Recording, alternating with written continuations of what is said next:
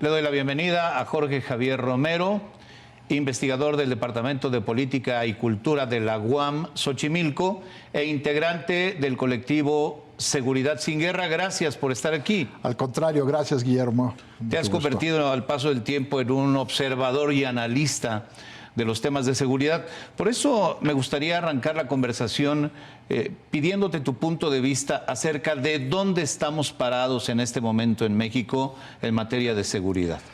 Bueno, estamos en un punto muy delicado que además ya trae muchos años detrás de deterioro, ¿no? En lugar de construir un entramado de policías civiles, de una muy buena policía civil nacional, desde hace 20 años la seguridad ha ido quedando en manos de las Fuerzas Armadas y los resultados han sido muy malos. En 2007, este dato es muy importante, 2007 fue el año más pacífico de la historia de México en términos de homicidios, desde 1821.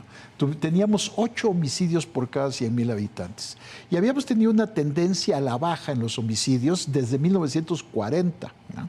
Sin embargo, desde 2007 para acá, lo que ha venido es, la tendencia se revirtió y empezamos a tener un proceso de crecimiento de la tasa de homicidios. En 2011 ya estábamos en 24 homicidios por cada 100,000 habitantes, que era una tasa que no teníamos desde 1960. Hubo una bajada después y ahora estamos cerca de los 30 homicidios por cada 100,000 habitantes. ¿Qué quiere decir eso? Que estamos en la tasa que México tenía en 1955. Es decir, ha habido un retroceso en seguridad enorme en los últimos 15, 20 años. Y esto tiene mucho que ver con el proceso de militarización de la seguridad, porque en lugar de reconstruir un entramado de fuerzas locales, civiles, vinculadas con la sociedad, y una policía civil que se dedique sobre todo a prevenir y con muy buena inteligencia y capacidades técnicas a contener, lo que se ha hecho es hacer una estrategia de guerra en términos de seguridad y se ha militarizado completamente la seguridad.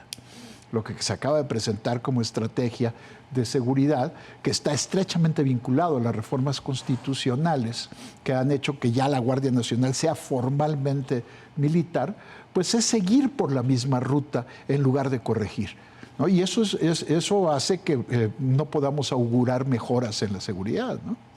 ¿Hace sentido la estrategia que presentaron o lo que llaman estrategia de seguridad? A mí me parece que es seguir por la misma ruta que empezó México desde la época de Felipe Calderón, por más que se critique la estrategia de Felipe Calderón. Si la estrategia ha sido la misma y en esto han coincidido los gobiernos y las Fuerzas Armadas que han ido renegociando su papel respecto al que tenían en los años de la época clásica del régimen del PRI, ¿no? Porque no hubo reforma de las Fuerzas Armadas en México durante la transición de la democracia. Si te fijas, en España, lo primero que hizo el gobierno de Felipe González cuando llegó al poder en 1982 fue reformar a las Fuerzas Armadas para adaptarlas a la democracia. Lo mismo ocurrió en Chile, en Argentina las Fuerzas Armadas estaban derrotadas. En México no se tocó el estatus de las Fuerzas Armadas, son las mismas del 68, son las mismas que de la Guerra Sucia, son las mismas de la represión a los sindicatos en los 50 y son las que ahora están actuando contra el crimen organizado, pero además con muy malos resultados también respecto a su actuación frente a la sociedad civil. La cantidad de muertes de civiles durante el gobierno pasado es escandalosa. 44 civiles al día durante los años del gobierno de Felipe Calderón muertos en manos de las Fuerzas Armadas. Esto es muy grave, ¿no? Ese dato es un dato alarmante. Y el hecho es que la seguridad no mejora, ¿no? Estamos haciendo lo mismo y la seguridad no mejora. Ahora se formaliza la militarización de la Guardia Nacional, pero la Guardia Nacional ya era militar. Durante todo el gobierno de Felipe Calderón, tanto las Fuerzas Armadas como el presidente de la República violaron flagrantemente la Constitución. No les importó la Constitución. Y ahora lograron las Fuerzas Armadas que se reforme la Constitución simplemente para regularizar una situación que ya estaba de hecho. No hay cambio, ¿no? Ya era de facto. Ahora son constitucionalmente militares. Así es. Porque ya están bajo el mando operativo y administrativo de la Secretaría de la Defensa Así Nacional. es. Una militarización ya en los hechos constitucionalmente aceptada de la seguridad en el país. Así es, estamos viviendo un proceso de militarización, no solo de la seguridad, sino de muchos ámbitos que deberían estar en manos de un servicio civil de carrera, ¿no? Aduanas, aeropuertos, puertos, todo este proceso que ha sido un proceso de usurpación de las funciones civiles del Estado por parte de las Fuerzas Armadas. Y en el caso de la seguridad, pues ya es un proceso de control prácticamente completo. Lo malo es que no están capacitadas para garantizar la seguridad que requiere un país con las características de México, porque no están formadas para actividad policial. Las Fuerzas Armadas están capacitadas para la guerra, ¿no? Para el enfrentamiento, no para la prevención, la investigación, el manejo de pruebas, para presentar cargos ante las fiscalías. Y eso es a lo que ha renunciado el Estado mexicano, no ahora, no desde el gobierno de López Obrador, sino desde antes, ¿no? De todo el proceso de transición a la democracia se renunció a la construcción de una seguridad civil eficaz. Y lo peor del caso es que no hay rendición de cuentas, ¿no? No tenemos mecanismos reales para evaluar y para conocer cuáles son las prácticas que podrían mejorar la situación. Hay municipios que han tenido buenas experiencias, pero son aislados. En general lo que tenemos es un proceso de deterioro y militarización. ¿Qué tendríamos que hacer para obtener resultados efectivos? Pues lo primero que hay que hacer es que haya un proceso real de análisis y evaluación de cuál es la situación de seguridad del país, de cuál es el clima de violencia, los delitos principales y demás, y tener mecanismos de auditoría de las fuerzas de seguridad. Esto es clave. En los países democráticos lo que hay siempre es auditorías externas de las policías, ¿no? Hay cuerpos que se encargan de vigilar a los que nos vigilan, ¿no? Y vigilar que actúen de acuerdo con la ley, respetando los derechos humanos y desplegando capacidades técnicas eficaces, ¿no?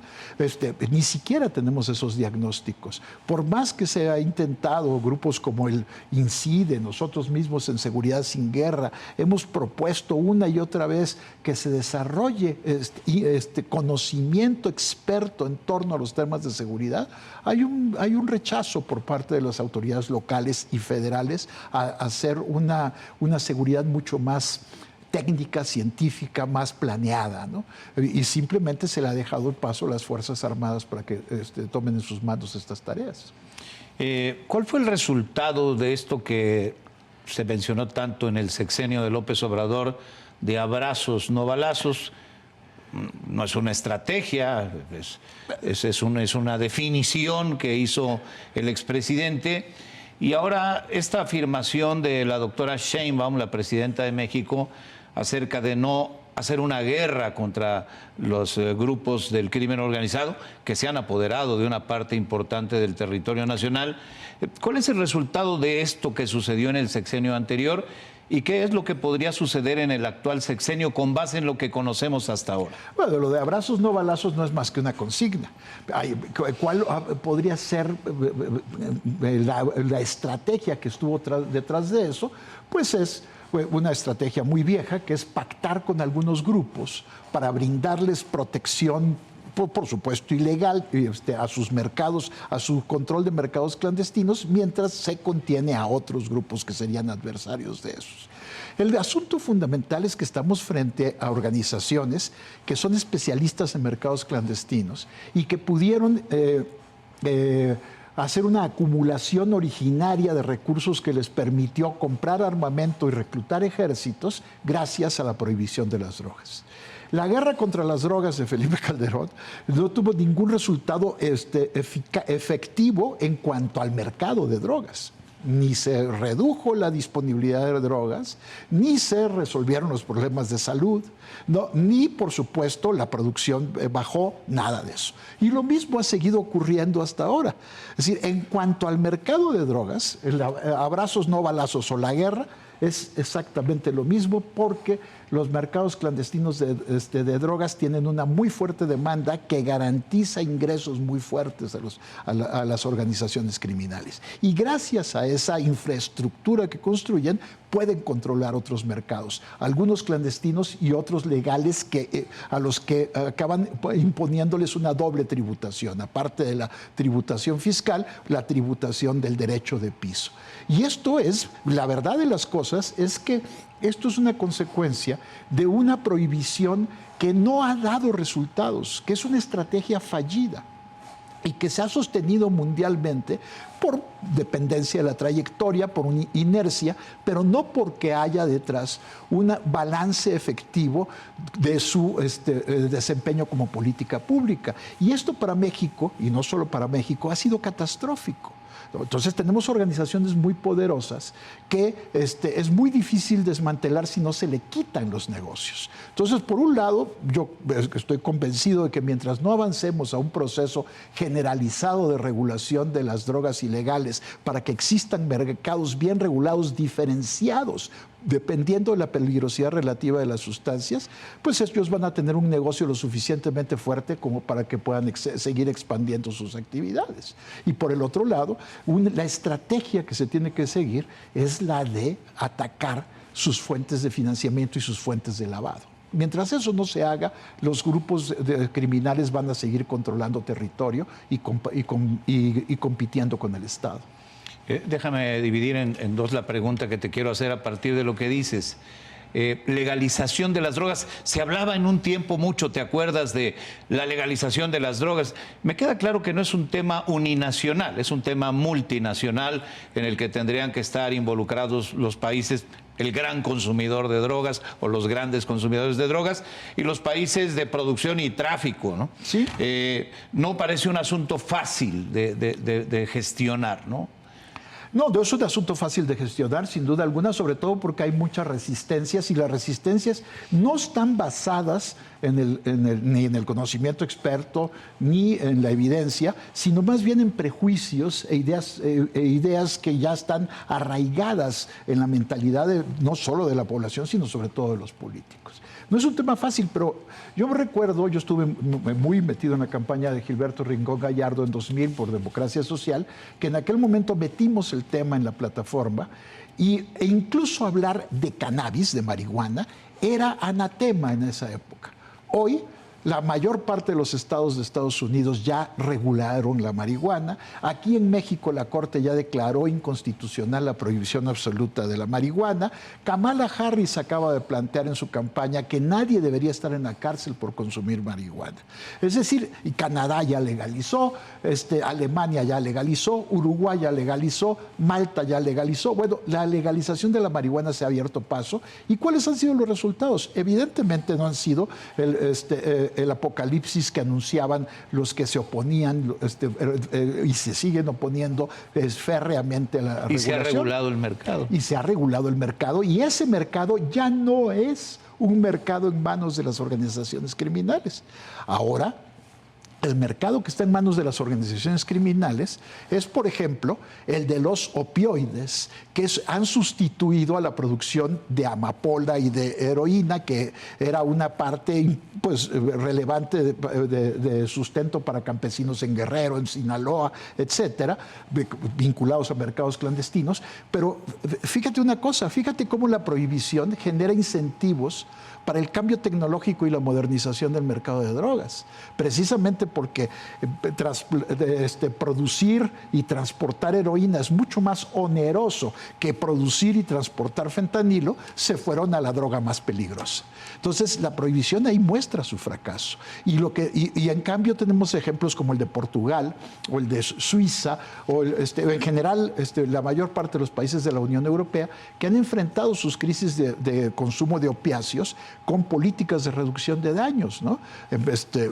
Tratamiento de sustitución con metadona, sitios seguros de inyección, detección de adulteración. Estados Unidos, en cambio, ha manejado muy mal su crisis de opiáceos, que fue provocada además por una mala regulación, ¿no? Tema inagotable. Referías, y simplemente lo subrayo para despedir la conversación, hay que pegarle a los recursos, al lavado de dinero, a los recursos ilícitos que se obtienen de las drogas y que ahora obtienen del cobro de derecho de piso y esta segunda tributación que están padeciendo muchos mexicanos en el momento actual. Pero como digo, es un tema inagotable. Jorge Javier Romero, te agradezco mucho tu presencia aquí y seguro tendremos la oportunidad de seguir platicando. Por supuesto, Guillermo, muchísimo gusto. Gracias. Muchas gracias.